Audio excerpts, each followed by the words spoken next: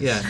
It's not an official form of money recognized by the government, so gold bullions, Pretty please. sure Venmo is like akin to PayPal, and I don't mean akin like similar. I mean like I think they're the same company. They all buy each other out and just keep moving. Yeah, I think that they're just like different apps that have the same. Because I was like, I have PayPal, and that moves faster than Venmo.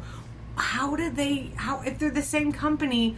What? It's probably so that PayPal can continue to charge you that 3 to 9% for non-gifting jerks payments. Yeah, it's ridiculous. Really? I don't get charged money. No, if they send it to you as a gift, like, then sure. But if someone's like, I'm an honest Joe, and this was a transaction of sorts, then which I've done. Oh, I see. I mean, don't use PayPal for mob-related payments. Right. That's not a good idea. Hard. It's terrible. Yeah, it's hard to get rid of that trap. Only gold bullion. Accept for payment, mob reject payments. payment, break thumbs. Those are the options.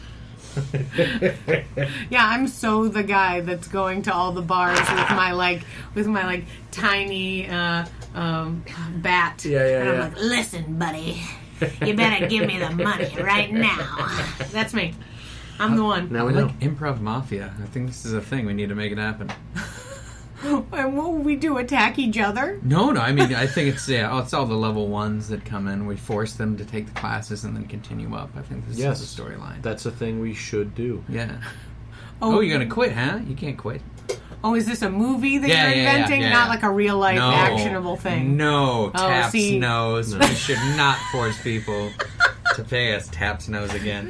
Well, you know, the institution, they haven't done it in a while, but they used to do a yearly show as part of their anniversary or something. Maybe it wasn't. Maybe it was just kind of random. In January, they used to do a show called The Five Families. Mm-hmm. Where they would pull together a group from each of the 5 improv theaters to do a show for the hell of it. I do enjoy that it's called that. Yeah. Yeah. Great. Yeah, that is fun. It's going to be sad when there's a 6th family. I know. Because there will be. We're not part of the mob. Oh, man. We're just a bunch of theater nerds. So sad about man. If any of you want to start a new theater, just call it Theater Nerds. It'll work itself right out. It's perfect. Or just call it the mob, and then That's right. You'll get rid of all of us. Yeah, that'll work. Bleak comedy times. Oh my god, that's so funny. So with the show that you saw that inspired you to do improv was after you lived here. So it wasn't like, see, I imagined that you saw this show, then you came to college. No. It was 2004 that I saw the show. I went back to New York. I don't remember what I was going for. I think I was going to visit my sister in school. And pizza. And for pizza. Of course. That's the band next door. Oh my god, that's amazing. I thought we were being attacked by the Peter Jackson army. Yes, and? What is it? It's incredible. So where is louder. It's just one guy in the hallway. Yeah. I don't think it's just... I actually don't even think it's the band in the room next door to us. I think it's down the hallway. Just some guy jamming real hard. Well, there was one guy playing, as Kareem arrived, there was, a guy down the hall playing, total death metal. And I was nice. like, oh, boy. Oh, I missed we're going to have death metal underscore, and it's going to be, such a weird episode. And one of those times you hope the fluorescents just kind of go out one by one as you look down the hallway. Yeah, man. Yeah. Yeah, that's precisely what you want. This place to just go up. I mean, it was opening a hell portal of some sort. Sure, I get it. Yeah, absolutely. Hell portal. Sure, that's way better. You know, that person at the beginning of every Supernatural that inevitably dies. Mm-hmm. I really want to be that guy. I want to be in an episode where it's just this is my 5 minutes of fame. Mm-hmm. And I get my heart ripped out by a baby demon. Nice. See, I think that kind of open, and then the Law and Order open. I want to figure out a way to turn those into improv shows or an improv game where I'm probably going to convince a troupe to do this at some point. It's just I'm going to coach a troupe and I'm like, guys, this is what we're going to do. We're going to do a Law and Order open and then just whatever you want after that. But I just need 2 of you to find a body. I feel like you in can make the funniest way you can possibly imagine. You could also do just the passing a fish thing that they would do. Where they come to ask somebody a question. So you just have to ask the other person a question. They have to not stop passing fish the entire time. Yeah, well, I knew Joey the other day. That is great. Yeah. I do enjoy that so right? much. Yeah. Oh, yeah, absolutely. That's a John Mulaney joke. Oh, is about it? How that seeps into the brain. Yeah, no, John Mulaney has this bit. He's obsessed with Law and Order, and that's one of the reasons why I like John Mulaney, who's a stand-up, by the way, in case you don't know him. Yeah, from UCB, right? He took that path. He took the I suppose he did. That's a good... Mm-hmm. I don't know. I don't necessarily I know him as a stand-up and a writer, and he wrote for SNL when he was super young. Yeah, so I don't know about his I might be wrong. background. I thought he started as a UCB guy, or was hanging out with those. I mean, the crowd is definitely the people that he hangs out with is definitely that crowd. But I don't know. I never saw him do improv or anything like that. He wasn't of that ilk. Mm-hmm. My connection in the same thing was Mike Birbiglia. That's because he's the Boston version. Right? Yeah. Like John Mulaney's from New York. He did that. Yeah. Or I think he's from Connecticut or whatever. But that's New York. That's a New York suburb. John Mulaney has the joke about how.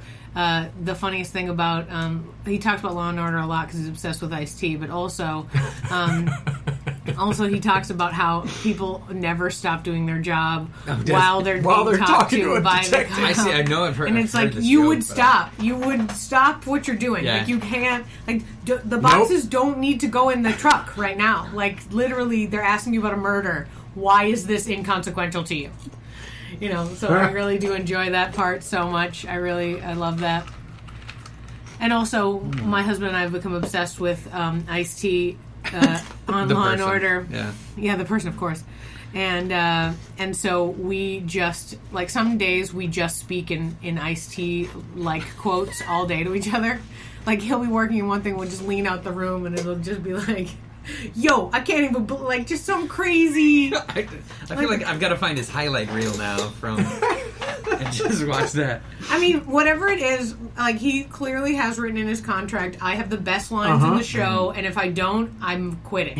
He just makes them up. They can't ever record what they wrote. He never does a line that they give him. He just changes it. I like to think with he'd be a genius comedian if that were the case. I like to think with people like that. I can't think of another example. I know there are other actors like this where I'm pretty sure he doesn't know he's on a TV show.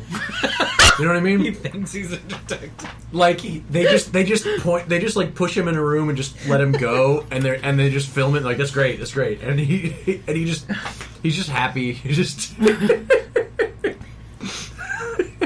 this is just some weird reality to him. I would love that actually.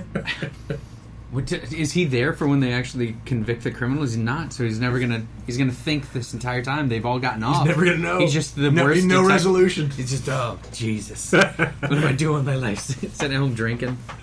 Poor guy. Poor Ice-T. Poor Ice-T. Ice-T's character does not have a alcohol abuse problem. He's not one of those. I mean, there's a number of them, but he does not. I always assumed he was cast just as some weird irony, right? At first, but I think, at this point, I mean, what is it, 19 seasons in, he and Mariska Hargitay are the only two actors that have been in every single episode. I mean, surely it's just some casting agent or director was wouldn't it be funny to get the guy who sang Cop Killer to play a cop? And that was the extent of the pitch, and then someone, okay, wait, what? We have to work with Ice-T now? What? But then after that, they were just no, this is gold. This is great. So this much is amazing. Self-hate, Once again, it's just him drinking in my head because of this now. Just standing in the mirror. Fuck the police. No, fuck you. Fuck the police. You're the police. You sold out. You're a sellout. You're in your 50s. You're a policeman on TV. Poor Ice-T. Again, that show's been on for 20 years. He's aged entirely. Go to the season 1. He was pretty much. What was it? Or whatever season it was.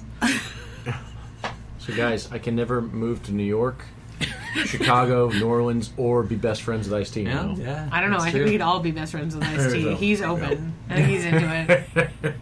He's totally excited about being our best friends, guys. It's gonna happen. It's gonna be the best. Oh, yeah. Have you ever seen there's a Geico commercial that he's in? No. I'm sorry. He's amazing. I have to continue to talk about Ice-T. There's two kids, and they have a lemonade stand, and the opening shot of it is a person who goes, Ice-T? And then it goes to him, and he goes, nah, lemonade. And then it widens the shot, and you see these two kids with the lemonade stand. It's stupidest. It's I love it. It's like a vaudeville gag. Yeah. It's the best. It's a good old reveal. It's a good old reveal. But I love them. There's 5 of them. It's not like one version and that's it. It's always something, him, no Ice-T. 2 different kids, no whatever. Like different neighborhood. It's as if he's babysitting everyone's children. Uh-huh. Like, it's hilarious, and I love it. Yeah. Okay, so that commercial, he surely doesn't know he's filming that commercial. Because he's like sitting in a lawn chair. Reading like that's one where it's like they're like, just set up, and then they just did it. That's for sure. Just go up and act like you don't get it's a lemonade stand. Eric Andre set up the whole thing. Mm-hmm. He's like, guys, I have this amazing idea. It's how he made millions, and then now they let him just destroy shit because he made Geico a lot of money. It's gotta be it. He's another comedian that I'm surprised he can still get so many people to do things with him and not understand what's about to happen to them. Mm-hmm. So good. Yeah, but did you see there's a new Adam Sandler movie that came out, or that's coming out on every 6 months from Netflix? Right, but no, he just signed a new contract for 5 more. It's happening. But there's a new movie that came out on Netflix, and he's he's an agent who represents race car drivers, and part of the sell ahead of time was a YouTube video he made where he went and interviewed race car drivers. Wait, Adam Sandler? As a Adam character? Sandler as the character. Oh, wow. Now, one would imagine that man would be so famous, he wouldn't be able to pull the wool over his eyes. Eric Andre is still just a guy in his 20s who maybe not everybody knows who he is. Okay, wait, however, when he did this bit, was Adam Sandler wearing a shirt that fit him properly? Because if so, no one would recognize him as Adam Sandler. Seriously, I don't know if he still does it, but there was a stretch of time where it looks like they just put a garbage bag on him and gigantic cargo shorts. Like, what? How is every character you're playing the same schlub? It's amazing. I don't understand. Do you think he has body issues? He's got some kind of issues, or he just literally would just show up I'm in a t-shirt and shorts. Should we just start filming? Just go. We got him for an hour. Just go. Costume's but I have this. No. Shoot it before Ice-T realizes what's going on. Now that movie I'd watch. Adam Sandler and Ice-T. And if you get Eric Andre in there too, yeah. We're pitching all kinds of ideas. We're giving all these great ideas that we're not going to make millions on. If they happen, I'm going to be so happy. Yeah, me too. That means a producer somewhere listen to our podcast. Mm-hmm. Yeah, our whole producer audience that just takes all our ideas and makes them into gold. Oh man, I'd be very upset. I'd be very upset. Yeah, that would be really sad. But we are just giving it away. So what are you going to do? It's our fault. True. Yeah, it's what happens when you get edit a bunch all of of this. comedians. We're going to edit all of it out. And then just send this as a pitch reel to NBC or whatever, or Netflix. Yeah, I guess Netflix is probably the way to go now. Or Amazon, right? Well, based on the date when this comes out, there'll be the writer's strike, so they'll need us. Yeah, they will. None of us are union. I will scab it up. I'm pretty much made of scabs. I'll cross that line. I am all about it. Mm-hmm. You know what's funny? It's going to come back to haunt me when I'm joining you. Well, hilariously, is sort of this is weird. My mom is a super union person. Mm-hmm. When I was growing up, she was a Boston teacher, and she was heavily involved in the Boston Teachers Union, and she was so intensely union that I actually never had grapes until I went to college, because apparently all the grape pickers gave grapes to the grocery stores in Boston were non-union, and she wouldn't let us eat them. Wow. And I remember her being like, Mom, it's okay. They're working. Can't I just have it? And she'd be like, no. We support businesses that are union. We support produce that is unionized. It was so crazy. And it was like, kids who had never had alcohol before. Like when I went to college, I come down to Dallas, and then somebody's like, you want some grapes? And I was like, really? You're looking around Seriously? for Mom. Yeah, I'll have some. And they're like, what? So, if a unionized winery then were to use those ununionized grapes. Is it cool then? That's an excellent question because she does enjoy some wine. I don't know. I feel like if a winery itself is union,